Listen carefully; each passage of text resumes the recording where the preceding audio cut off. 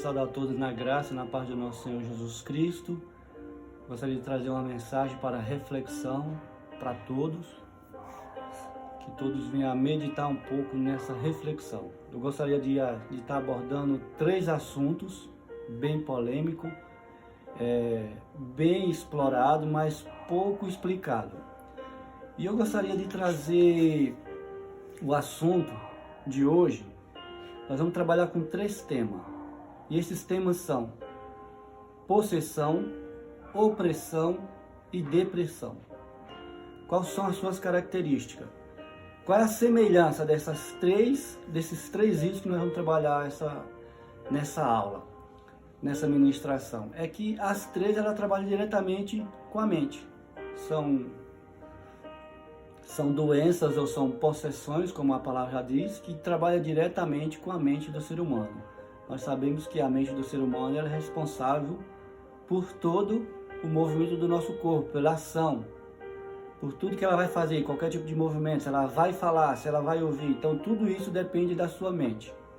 Então nós sabemos que a mente, ela domina completamente o nosso corpo. Por isso que a Bíblia fala que Cristo é o cabeça da igreja, Cristo é o cabeça do nosso corpo. Para que, se ele for o cabeça, realmente o nosso corpo venha fazer só o que o cabeça manda, só o que realmente Cristo manda. Então a semelhança entre possessão, opressão e depressão é que eles realmente trabalham, eles afetam diretamente a mente. Eu gostaria de estar lendo um texto.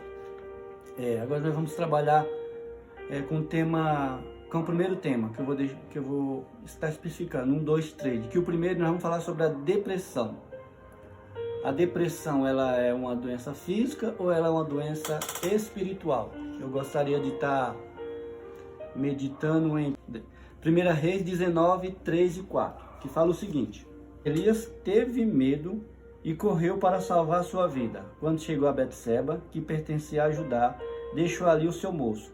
Ele mesmo, porém, foi para o deserto e a caminho de um dia. Chegou, assentou-se debaixo de um zimbor e pediu para si a morte, dizendo: Já basta ao Senhor, toma agora a minha vida, pois não sou melhor do que meus pais. Também gostaria de estar lendo em Salmos 31, 9, que fala o seguinte: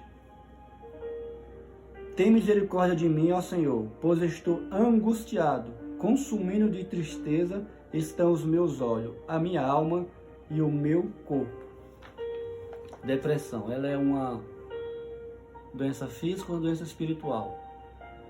Eu diria que ela é uma doença física. Por quê? Aqui você vê que Elias, depois que ele venceu os 450 profetas de Baal, ele foi ameaçado por Jezabel.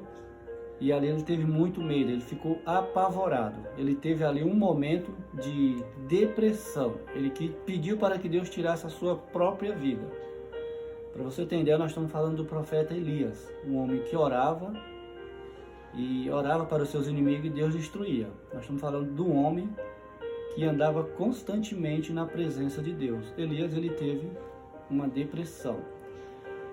Nesse tema que eu vou estar falando, opressão, depressão e possessão, eu vou estar explicando à luz da Bíblia e um pouco à luz da ciência, até porque eu não sou psicólogo nem psiquiatra, mas um pouco do nosso conhecimento a gente vai estar passando suas características e também qual é a cura. Não adianta eu trazer para você, trazer para você o problema e não te passar a solução. Então nosso intuito é de trazer o problema, ser colocado, ser um pouco explanado o assunto e ao mesmo tempo também tá trazendo a solução, porque de problema a gente já está cheio, né? Então, para você ter ideia, no Salmos 31 está falando de quem? De Davi, um homem segundo o coração de Deus. Também ele teve uma depressão, uma coisa que veio de fora para dentro. Depois nós vamos falar da cura. Então, você percebe que não importa a classe social, não importa a religião, não importa a quem você pertence. Quando a doença, quando a enfermidade, quando a depressão vem, ela não escolhe. Ela não escolhe se é homem, se é mulher, se é jovem, se é criança. Realmente ela vem para oprimir, para deixar a pessoa depressiva mesmo. Para você ter uma ideia, a cada 40 segundos uma pessoa tira a vida devido à depressão. Nós não entendemos porque as pessoas ricas, milionárias, famosas, ganham não sei quantos Oscar, cantores, Twitch, Facebook, WhatsApp, tantos meios de comunicação da pessoa está conectada com o mundo e a pessoa simplesmente vai e tira a vida. Quero falar para você que não adianta você estar conectado com o mundo e com milhões e trilhões de fãs. Você conhece muitos cantores famosos, muitos artistas famosos tiveram depressão. Alguns chegaram até a tirar a própria vida. Tem uns que até trabalham de palhaço, de fazer graça, de deixar as pessoas introvertidas mais alegres, e simplesmente aquela pessoa é uma pessoa deprimida. Ela tem uma depressão muito grande. Não adianta estar conectado com o mundo, mas não estar conectado com Deus. Então nós vivemos hoje numa sociedade conectada, interligada com o mundo, mas não com a área, com a parte espiritual, que depois a gente vai estar explicando um pouco sobre isso. Aí já vai entrar um pouco qual é a cura, o que é que a Bíblia fala, o que é que nós devemos fazer. A pessoa deprimida, o que ela deve procurar, o que ela deve fazer. O país que mais tem pessoas que tiram a própria vida é a China. Lá as pessoas morrem demais devido à depressão.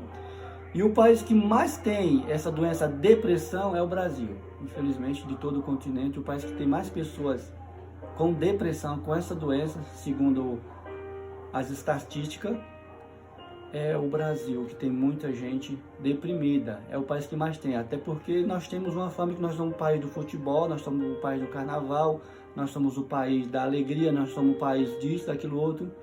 Mas nós esquecemos também que nós estamos em primeiro lugar em pessoas com depressão. Isso é dado, isso é fato, isso é história. O que eu quero falar para você? Agora, a depressão, como ela deve ser cuidada, como ela deve ser tratada. A pessoa com depressão, quem ela deve procurar? Interessante que nós temos que lembrar que nós somos pessoas humanas que vivemos em um mundo humano. Mas que também nós temos o quê? Nós temos uma parte espiritual. Todo mundo tem uma parte espiritual. A Bíblia ela é humana porque ela foi escrita por pessoas humanas, mas ela também é espiritual. Ela foi inspirada pelo Espírito Santo de Deus. Então a Bíblia ela é humana e ela é divina. Assim como nós somos humanos, mas também nós somos espírito. Então como é que eu devo tratar a depressão? Primeira coisa, você tem que tratar a depressão, perceber que uma pessoa que está com depressão, em primeiro lugar, tem que procurar um médico, ele tem que procurar um psicólogo, um psiquiatra. Até porque você percebe que Elias, que Davi, um homem segundo o coração de Deus, tiveram essa depressão, passaram por depressão. Então, se você está com esse problema, primeira coisa, procura um profissional, procura um psiquiatra, procura um psicólogo. Você vai ter que procurar. Tem psicólogo bom e tem psicólogos maus, isso é óbvio, é claro. Uma coisa interessante que eu acho interessante na área da psicologia, quando você vai ter aula de psicologia, quando você estuda com um psicólogo, uma pessoa de ética, de moral, uma pessoa que respeita a sua profissão, é interessante que o psicólogo ele fala o seguinte: para você se tornar um psicólogo, quando você vai no consultório, as pessoas que vêm ser consultadas por um psicólogo tem que ser uma pessoa que tem que ter ética, tem que ter moral. São pessoas que ao ser procuradas, as pessoas que estão com a doença, com a depressão, elas querem encontrar no psicólogo algo diferente de lá fora. Elas querem ver o psicólogo como uma pessoa diferente, como uma pessoa que ela sente confiança. E são passadas ali algumas coisas para as pessoas que fazem psicologia. Palavreado, a roupa, a maneira de sentar, a maneira de falar. A pessoa que tem a depressão, ela já vem do mundo perturbado, marcado e perseguido. E muitas vezes essa pessoa ela é oprimida e muitas vezes essa pessoa ela é afastada devido a essa doença. Então, quando ela vem para o consultório do psicólogo, ela quer encontrar uma pessoa diferente, onde ela possa achar confiança, onde ela pode se abrir e conversar com o psicólogo para que ali realmente comece o tratamento. Se o psicólogo não conseguir conversar com ela, saber o que está acontecendo com ela, dificilmente o psicólogo vai conseguir ajudar aquela pessoa. Mas para isso acontecer, é preciso que essa pessoa se sinta confiante no psicólogo. E quando ela chega no consultório, ela olha que roupa que o psicólogo está olhando, que roupa que ela está usando, que batom que ele está usando.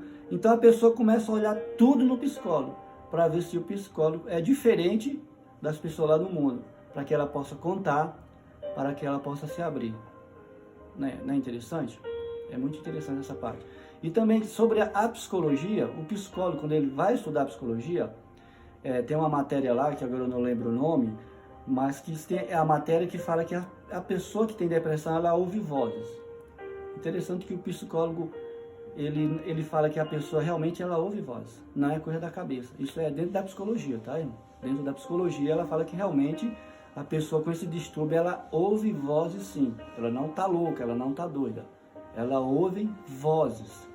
Então, para você ver que a psicologia, a religião e a teologia, elas não caminham separado, ela caminha junto. Para você ter uma ideia, nos anos 50, nos anos 60, nos anos 40, quem fazia o papel de psicólogo era o capelão. O capelão que visitava os orfanatos, visitava os hospitais, visitava os exércitos depois da guerra. Então o capelão tinha esse intuito de fazer esse trabalho espiritual que hoje o psicólogo faz. Então ele ia lá, conversava com as pessoas, dialogava com um, com o outro, aconselhava, trabalhava. Mas isso não quer dizer que o papel do psicólogo não seja importante, claro. Para você ter uma ideia, aqui só no Brasil, nós temos falta de psicólogo. É uma área que é muito necessitada de psicólogo, de pessoas para estar trabalhando nessa área da psicologia. Então é uma área muito abrangente, para você ter ideia. Agora é interessante que, olhando a matéria da psicologia, olhando a matéria da teologia, você vê que não é diferente. Para você não é diferente. Agora, você quando está fazendo consulta com um psicólogo, que você está lá trabalhando com ele, com psicólogo, com psiquiatra, é interessante que no final da consulta o psicólogo vai falar assim, você precisa procurar uma igreja, você precisa procurar Deus, você precisa procurar uma área espiritual. Todo psicólogo que eu já conversei, com as pessoas que passaram no psicólogo, os psicólogos falam a mesma coisa.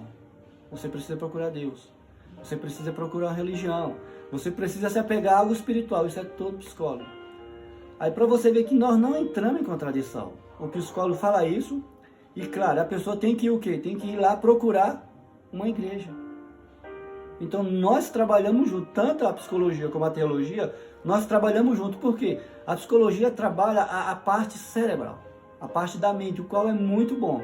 E a teologia trabalha a parte espiritual. Então você pode ver que aí se encaixa perfeitamente. São duas ciências que se encaixam perfeitamente, ela não contradiz.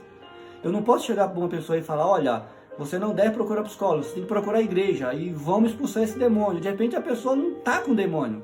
A psicologia não é uma pessoa que está endemoniada, é uma pessoa que está com uma doente mental, que tem que ser tratada pela psicologia, pelos remédios, pelo psiquiatra e tratado também com a igreja. Não adianta você só tratar só com psicólogo, com psiquiatra.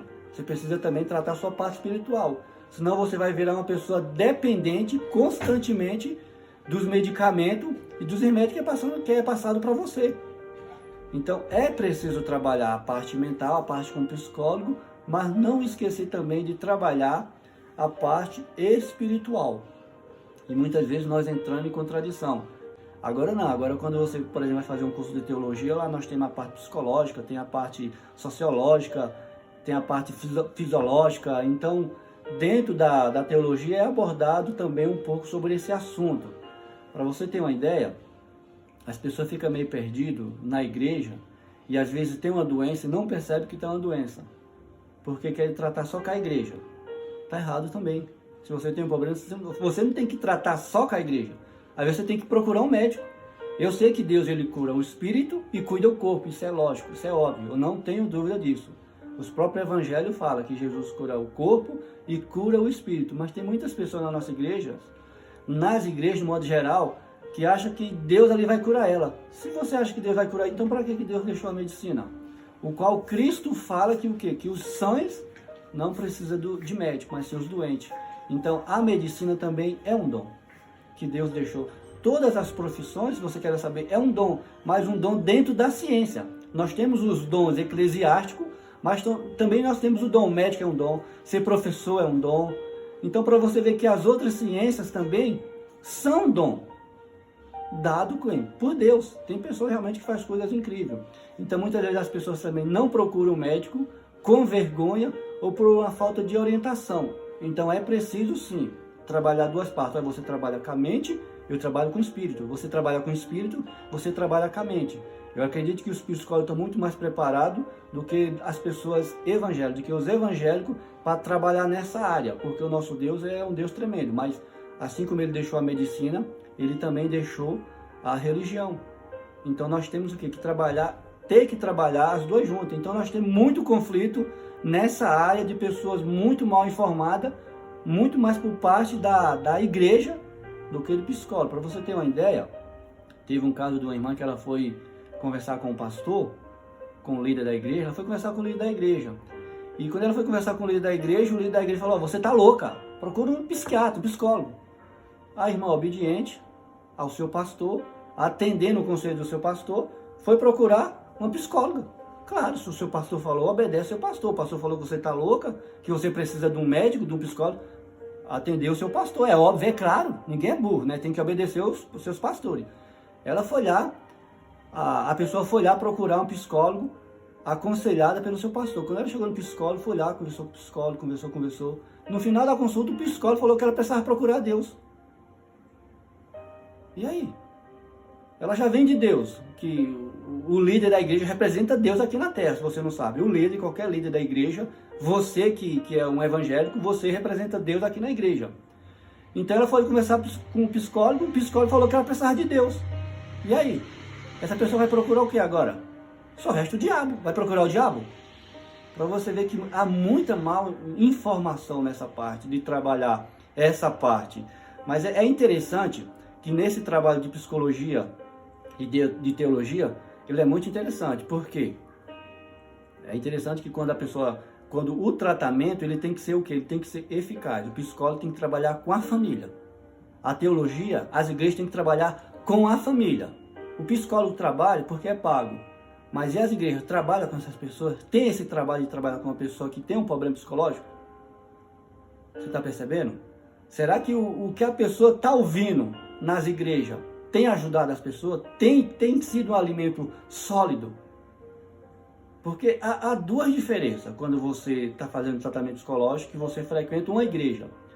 Quando você está na igreja, ou você não está recebendo a cura que o psicólogo falou para você ir para a igreja para se alimentar, você não está recebendo a cura, você não está sendo curado aos poucos, porque você não está prestando atenção na mensagem. E tem pessoas na igreja, que tem pessoas que vai para a igreja, irmão, que não está nem aí. Não está nem aí para o que está acontecendo, o que é que está falando, o que está sendo pregado, está sendo cantado. Pode ser que isso não está vendo devido a você não estar dando importância do que você está falando, da consulta que você está tendo.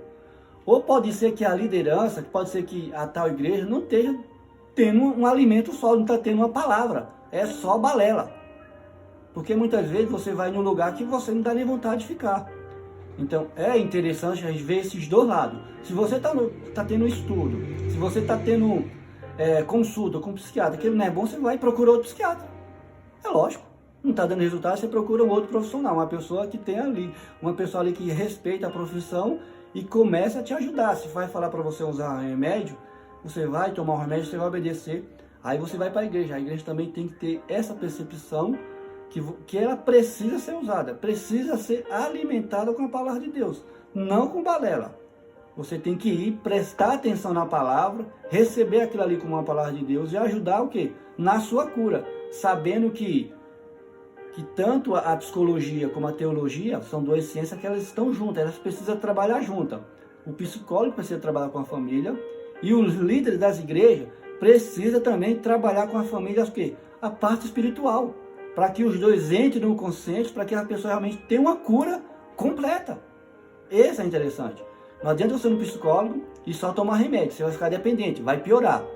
Tem pessoas, por exemplo, que tomam, tem remédio para psicologia que você toma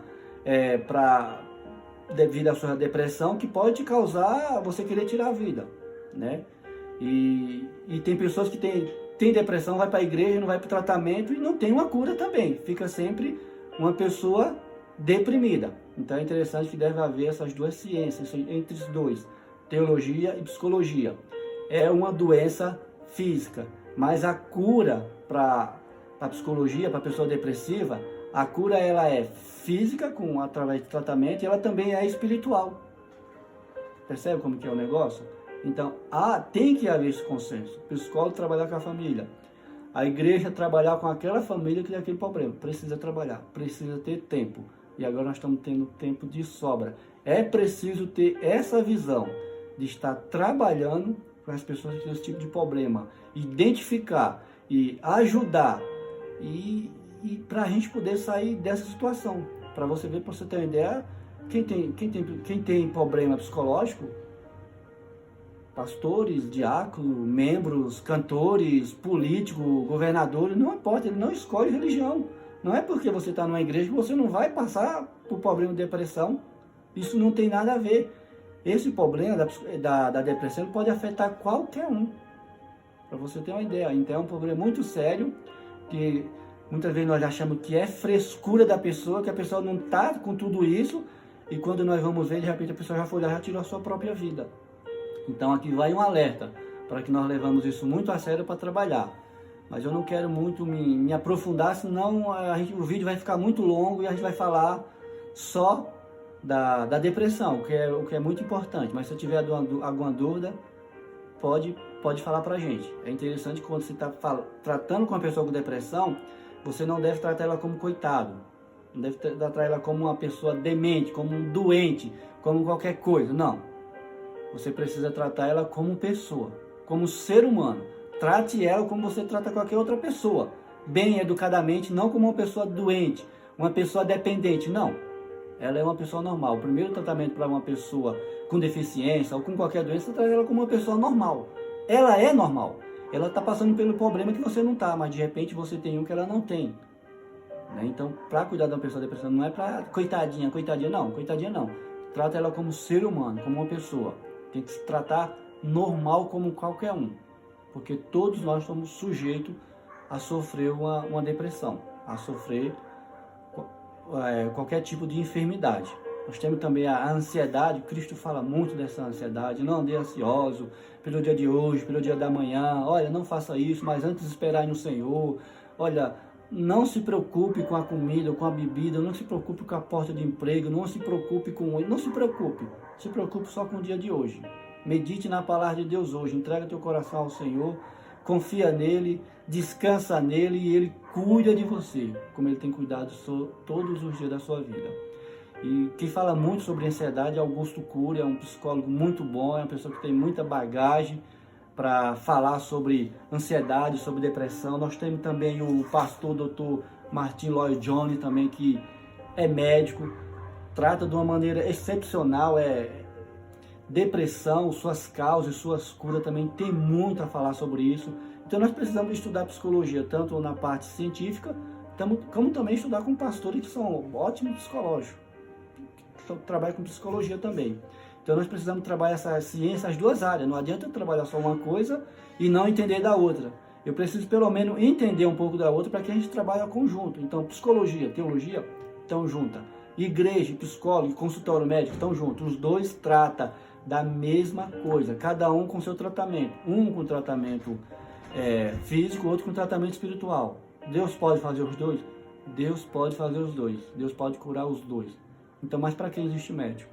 Então, meu irmão, ciência e religião, olha, medicina e religião são casados. É tudo de Deus. É dom de Deus. Se Deus não der essa capacidade, meu irmão, nós estaríamos perdidos. Então, falamos sobre a depressão. Agora nós queremos falar um pouco sobre possessão. Para falar sobre possessão, eu gostaria de estar lendo Mateus 17:18, que fala o seguinte. Agora é sobre possessão, tá? Repreendeu Jesus o demônio que saiu dele, e desde aquela hora o menino sarou. Então os discípulos aproximou de Jesus em particular e disseram: por que não podemos nos expulsá-lo? E Jesus disse: por causa da vossa pequena fé. Porque em verdade vos digo, se tivesse fé como um grão de mostarda, direi a este monte: passa daqui para acolá, e há de passar, e nada vos será impossível. Mas esta casta de demônio não se expulsa senão pela oração e pelo jejum. A possessão, a diferença da possessão para a depressão, é que a depressão ela é uma doença física. Então, a pessoa que ela tem depressão, por mais que a doença seja grave, ela ainda tem consciência, ela ainda pensa, ela ainda tem raciocínio. Qual a diferença da possessão? A possessão é algo que a pessoa não tem controle nem da sua mente e nem do seu corpo. Nem do seu corpo. Para você ter uma ideia, a pessoa que está possessiva, ela não controla o seu falar, os seus ouvidos, o seu pensar, os seus pés. Ela é possessa pelo espírito maligno e ali ela não consegue controlar o seu corpo e as suas palavras. Essa é a diferença. Ela toma, esse espírito maligno toma a sua mente e começa a fazer com ela o que ela bem quiser. Essa é a diferença da possessão. É que a opressão você consegue raciocinar. A depressão você consegue raciocinar. A possessão não. O inimigo toma conta da mente. E aquela pessoa possuída, ela é totalmente possuída por aquele espírito. Só vai fazer o que o espírito manda. Nós chamamos de possessão. E nós temos também o que? Quando a pessoa toma possessão. Agora nós temos o exorcismo também, que é o exorcismo de pessoas doentes. E nós também temos uma pessoa possuída, que ela tem que ser o que? Ela tem que ser expulsa. Ela tem que ser expulsa. Tem que fazer o que? Um exorcismo naquela pessoa que foi possuída pelo espírito mau. Mas é interessante essa parte de possessão, nesse versículo, que tem uma palavra aqui muito que chama a atenção, que fala assim: essa casta de demônio não é expulsa senão por jejum e por oração. Casta de demônio. Para você ter uma ideia, a casta de demônio, quando Jesus fala aqui, essa palavra casta de demônio é o seguinte: é um nome para esse demônio. Psidômio. Na palavra psidemônio. Você vê que ele fala o que é a caça de demônio. O que significa isso? Caça de demônio é um demônio territorial. É um demônio que está naquela família, que vem naquela família há gerações. Para você que fala que não existe esse negócio de gerações, existe, né? A palavra de Deus fala que Deus visita a maldade do homem perverso até a 4ª geração. E visita a geração do homem, até 1000 geração do homem que é temente a Deus. Então você vê, eu visito a maldade do homem até a 4ª geração. Esse demônio é um demônio que ele vem de geração. Ele vem de berço. Ele vem da tataravó, ele vem da avó, ele vem da mãe, ele vem ali e vai passando para o filho. Então Jesus falou, esta casta de demônio, né? Esse tipo de demônio, em outras Bíblias está escrito esse tipo de demônio, não é expulso não é expulso de qualquer jeito. Então, para você ver que o negócio ele é muito mais sério do que nós imaginamos. Que o demônio ele vai passando, aquele demônio territorial que fica naquela família, ele vem de geração, atormentando, tomando conta daquela família e vai ali trabalhando. Para você ter uma ideia, quando o demônio ele tem vários nomes. Você pode ver que alguns nomes no Velho Testamento, a palavra demônio ele não aparece muito ali no Velho Testamento. Parece que ele é um pouco escondido, né? Parece que é alguma coisa ali ainda escondida. Mas para você ter uma ideia, que o demônio também ele tem vários nomes. Nós conhecemos Lúcifer, mas nós sabemos também que junto com Lúcifer é a 3ª parte do céu. Então, irmão, a 3ª parte do céu dá muito mais de 7 bilhões de pessoas aqui na Terra. Só para você ter uma ideia. A 3ª parte dá muito mais. Então, e cada demônio ele tem um nome. E cada nome que ele tem condiz com a sua característica, condiz com aquela maldade que ele tem, assim como